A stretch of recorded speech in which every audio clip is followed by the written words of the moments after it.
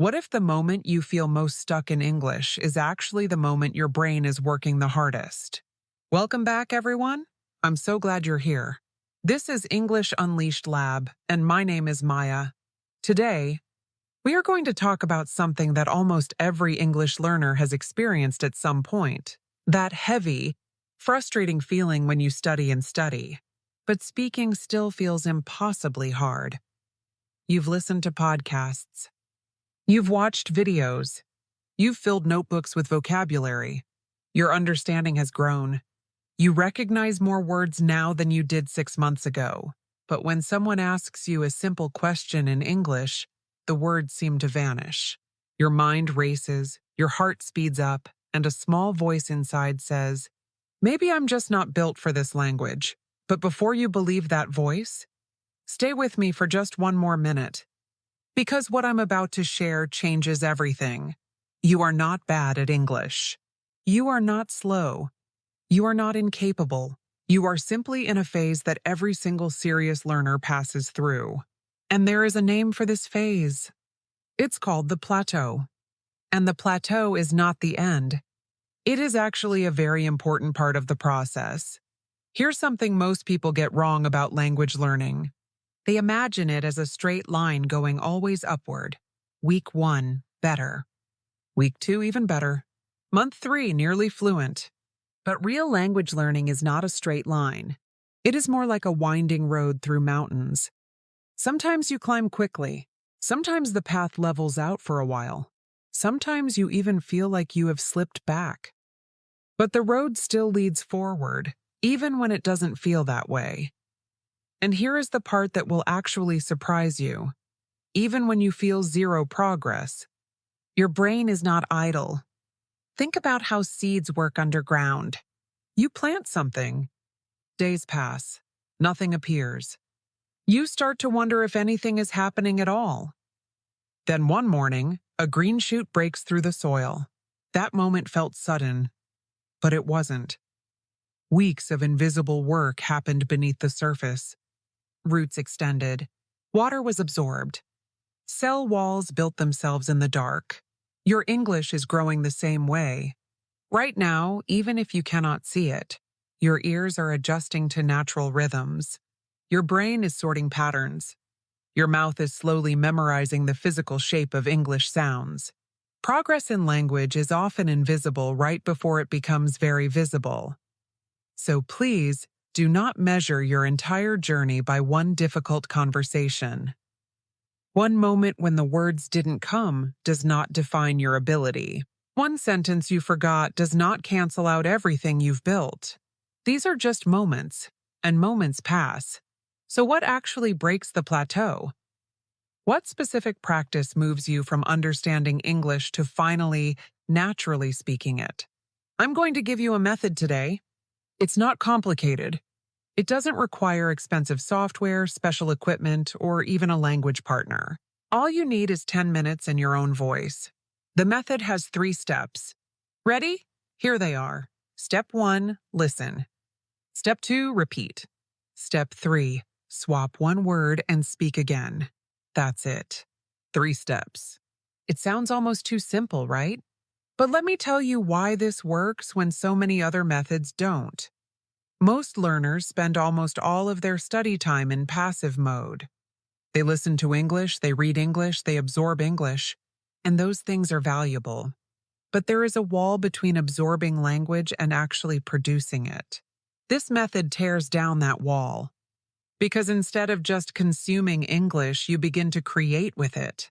You stop being an audience member and start being a performer. And the magic, the real magic, happens in that 3rd step, when you swap just one word. Let me walk you through an example right now. Listen to this sentence carefully. She felt a little anxious this morning. First, just listen. Don't try to repeat yet. Let the sentence land in your ears. She felt a little anxious this morning. Now repeat it after me, slowly and clearly. She felt a little anxious this morning. Good. Now here comes step 3. Change one single word. Instead of anxious, Try nervous. She felt a little nervous this morning. Now swap the time. Instead of this morning, say today. She felt a little nervous today. Now make it about you. Speak it in first person. I felt a little nervous today. Do you see what just happened? You didn't just copy a sentence. You built something that belongs to you. That is the key difference between repetition and real speaking practice. Repetition trains your memory. This method trains your creativity. When you swap words, your brain is forced to understand the structure of the sentence, not just its surface. And once you understand the structure, you can use it in 100 different situations. Let's try another one together. Listen carefully. I've been making an effort to use more English every day. Listen again. I've been making an effort to use more English every day. Now, repeat it with me. I've been making an effort to use more English every day. Good. Now swap one piece. Instead of use more English, try something different. Maybe think in English, or speak up more, or practice my pronunciation. I've been making an effort to think in English every day. I've been making an effort to speak up more every day. The sentence isn't mine until I put my own life inside it. Now make it completely yours. What are you working on right now? I've been making an effort to understand movies without subtitles every day. I've been making an effort to write one sentence in English every morning. That sentence is now a tool you will actually use. Because it came from you. Your mind remembers what your heart cares about. But now I want to tell you about the most dangerous trap English learners fall into. And I want you to see if you recognize yourself in this. When a learner hits a plateau, the instinct is often to add more difficulty. Pull out the most complex podcast. Watch the most rapid-fire movie. Read the most advanced novel. And then when they understand almost nothing, they feel even worse than before. The plateau becomes deeper. Here's the truth. Difficulty is not always the answer. Sometimes what your speaking needs is not harder material. What it needs is greater flexibility with simpler material. A language isn't just a collection of facts to memorize. A language is a set of tools you learn to move, reshape, and use in new ways. What if the sentence you already know is the most powerful learning tool you're ignoring? Take this phrase, I wasn't sure how to put it into words. That's a useful, real sentence. Let's unlock it. I wasn't sure how to explain my idea. I wasn't sure how to describe the situation. I wasn't sure how to ask for what I needed. 3 new sentences. All real, all natural, all built from something you already had. That is flexibility. That is how simple English becomes fluent English. Now let's talk about something that holds even motivated learners back. The waiting problem. Many learners say, when I feel more confident, I'll start speaking. But this logic has it backwards. Confidence is not the beginning of speaking. It is the result of speaking. You cannot wait for confidence to arrive like a package at your door. You have to go out and build it yourself, one small attempt at a time. Here's a thought that might change how you see every awkward sentence you've ever spoken. Imperfect practice is not failed practice. It is the only kind that actually works. Children don't learn to walk by reading about balance. They fall, many times. They get up again. Eventually, walking becomes automatic. Not because they waited until it felt safe, but because they kept going even when it wasn't. Speaking English works the same way. Your first sentences may feel clumsy. Your grammar might not be perfect. You might search for a word and not find it. That is not failure. That is learning in action. And every clumsy sentence brings the next one closer to natural. So let me ask you this, and I really want you to think about your answer. Are you waiting for perfect English before you start speaking? Or are you willing to start with the English you already have? There's one more mindset trap I want to address, because it drains enormous amounts of energy from learners. Comparison. We see someone on social media speaking English so easily, so quickly, so confidently, and we think, why can't I do that? What is wrong with me? But we never see the full picture. We don't see the thousands of embarrassing moments they push through. We don't see the years of practice behind their fluency. We don't see how many times they felt exactly as stuck as you feel right now. Comparison pulls your eyes away from your own path, and your own path is the only one you can actually walk. So instead of measuring yourself against a stranger on a screen, try measuring yourself against the version of you from last year, 6 months ago. Could you follow a podcast like this one as comfortably? 3 months ago, did you know as many phrases as you do today? 1 week ago, were you as willing to try speaking as you are right now? That is the only scoreboard that matters. And I think you are winning on it more than you know. Now let's do a short practice together. I'll give you a sentence. Listen, repeat, then change one word. I want to feel more confident when I speak. Repeat with me. I want to feel more confident when I speak. Now swap one word. Want to feel more prepared when I speak. I want to feel more relaxed when I speak. I want to feel more natural when I meet new people. Excellent. You did that. Let's keep going. Now I'm going to share a story with you. As always on this channel, the story is where the real learning happens. Listen carefully. Let the language wash over you. Focus on meaning, not on catching every single word.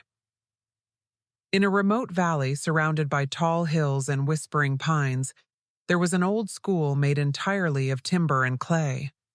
The building was simple, but inside it, generations of children had learned to read, count, and reason. At the edge of a small village near this school, there lived a girl named Sera. Sera was 12 years old, curious about everything and almost never quiet. She asked questions constantly.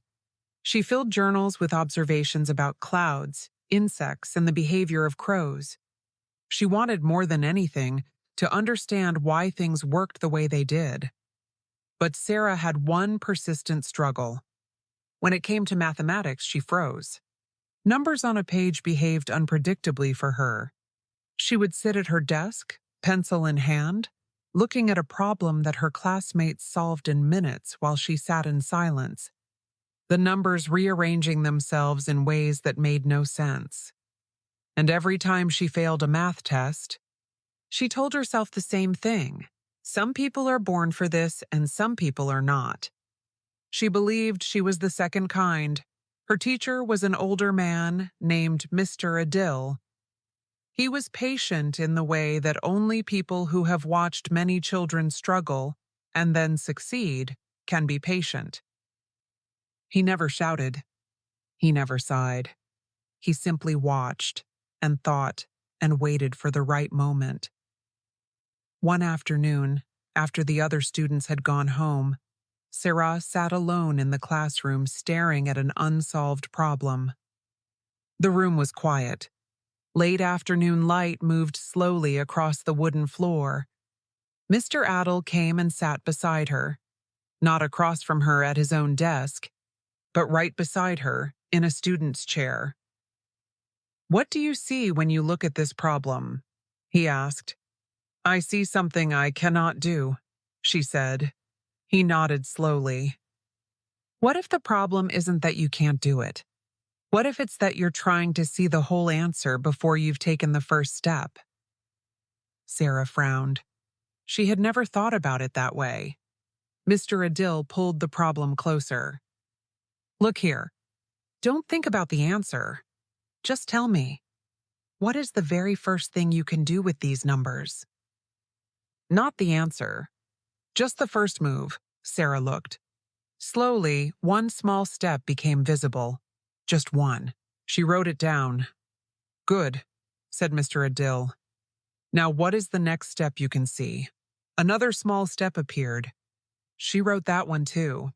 Then another. Then another.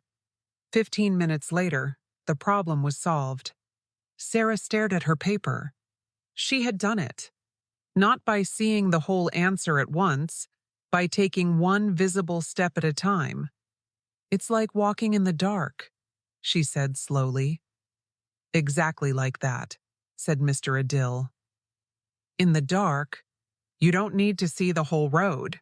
You only need enough light to see the ground right in front of you. Sera didn't fully absorb what that meant yet, but something shifted slightly inside her, like a door that has been locked for a long time creaking open just a crack. The next morning, the path to school was muddy from overnight rain. Sera walked carefully, watching each step. Partway along the path, she found an elderly neighbor, Mrs. Ocon, standing still and looking nervous. Mrs. Ocon was old and moved slowly, and the mud was slippery. "Let me walk with you," Sera said. "It will slow you down," Mrs. Ocon replied. "That's all right," said Sera. And she meant it. They walked together, slowly, step by step. Mrs. Ocon talked as they walked. She spoke about the village as it had been 40 years ago, the river that used to flood each spring, the festival that had once drawn people from 3 surrounding valleys, the smell of bread from the bakery that no longer existed. Sera listened. Truly listened in the way she rarely did.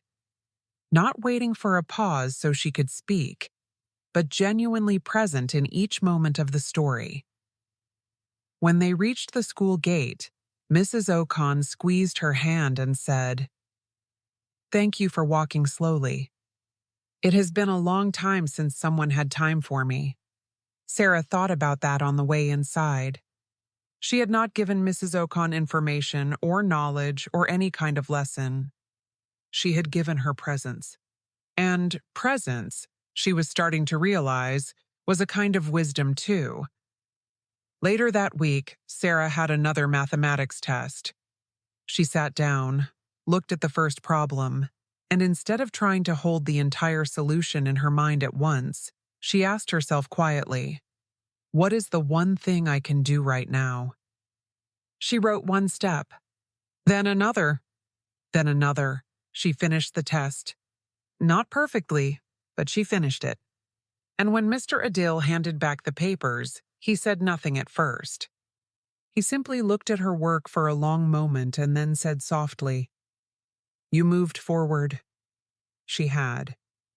Not in a great dramatic leap, but steadily, honestly, one step at a time. That evening, back at home, Sera sat by her window and watched the last light fade over the hills. She thought about the muddy path.